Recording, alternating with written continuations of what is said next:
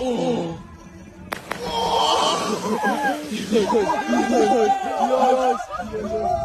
Tingnan nyo guys yung technique ni Kuya kung paano siya magpinta ng kanto. Galing, ang bilis.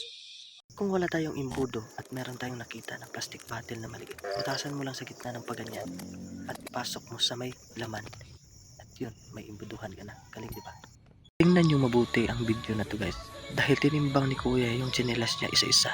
Yung isa 6 grams at yung isa 6 gram uli is equals to 14. Si Ryan. Ito lang pala yung technique para mas matibay ang pagtali ng trapal at mas madaling hubarin.